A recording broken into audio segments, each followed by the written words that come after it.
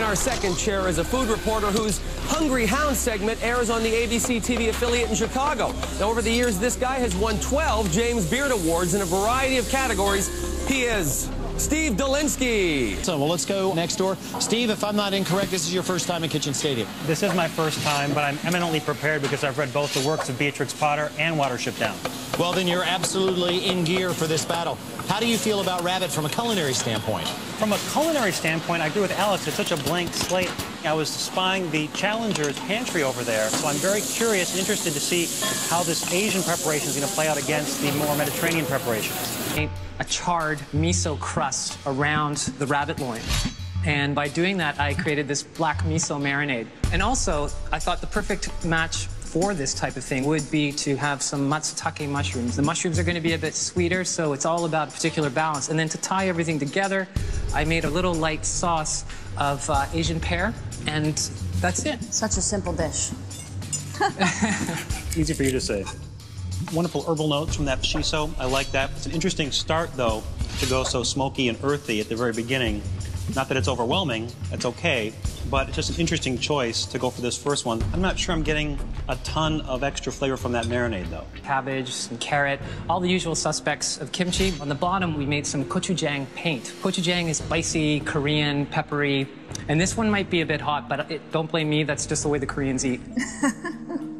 I think the loin is cooked perfectly. It's very tender, and I'm frankly surprised there's a lot of flavor in there with a little bit of skin on the outside as well. Inside is an interesting take on a shao mai. Inside the shao mai is a mixture of both rabbit and guinea hen. The sauce that you see is a hoisin and silken tofu sauce. So we've used the skin from the guinea fowl and wrapped it around the rabbit. And inside as well, there is a little nugget of pineapple. I think I feel as strongly about the side that's been cooked with the guinea hen skin. I love it. It's cooked perfectly. I mean, it's just, the temperature is spot on.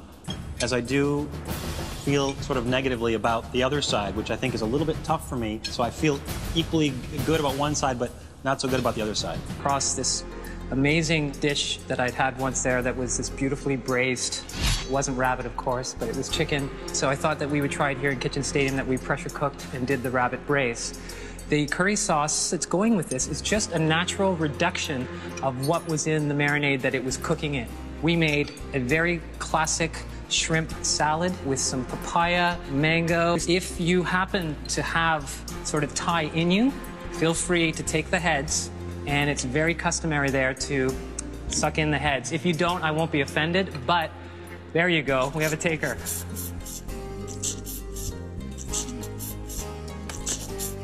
You are really channeling Good on you. Absolutely. There's still a ton of flavor there. I think your garnishes here, your sidekicks really, I'm getting a good rabbit taste on this, which I didn't expect. And you certainly have 70 reasons why every single thing went on each of your plates, and I'm really feeling that here. But you didn't try the shrimp head. I'm gonna do that later, Okay. privately. All right, okay, all right. Of course, we are spending in India. Cigars are very famous for dessert, so what we did was we made a garam masala sugar on top of that cigar, and we stuffed it with a rabbit mousse that's inside. So we decided to pair it with this special chocolate that's been impregnated with some cumin and a apricot puree.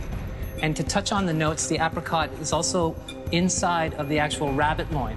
And finally, being Indian, we had to do a mint chutney as well. Keep an open mind, please.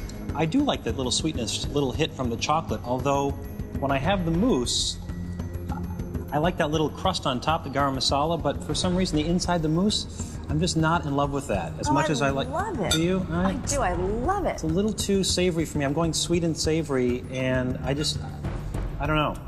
In fact, not for my last course. I could take the cigar and celebrate with that and be done with it. I think it's great.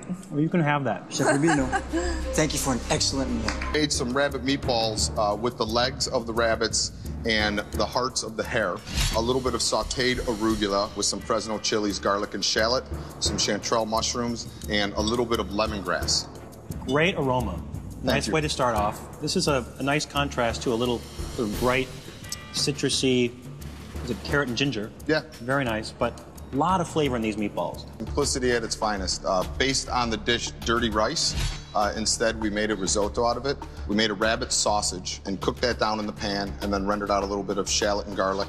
And then we also made a puree with the rabbit livers, and we quick sauteed the kidneys and folded all that in at the end. So it's going to be rich. I left a little bit of tooth on the risotto, which is how I really enjoy eating it.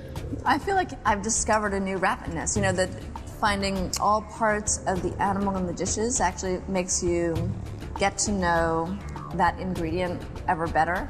It's unctuous, and I like the fact that you did use the... I wish I knew what that meant. It's That's like... your charm. It's charming. It's something from the gut. It's got soul to it. Oh, and it's, I love the liver and the kidney. I didn't realize that they could be that good, but too crunchy, too toothsome for me, too much grittiness. Everything else about this, aroma, the flavors, I think, are wonderful. Thank you. Guys, this is your final dish of the evening. It's a slow cook, a braised thigh of the rabbit, some fresh tomatoes, and then just let that all cook down. It's over some braised endive and roasted carrots, and it's topped with a little chopped parsley, pine nut, and lemon zest salad, and some turnips. And then I drizzled it with my favorite honey in the world, chestnut honey, which gives it a nice nose and a little bit of bitterness to contrast with the sweetness of the carrots. The texture is just unbelievable. It falls apart. I don't need my knife, really. I don't know why I'm even using this. Well, I feel like I've been in Provence for the last few courses. It's interesting the difference between our Challenger, we spent all this time in Asia, now we're in Provence and Greece. It's been fascinating to see what you've done with rabbit.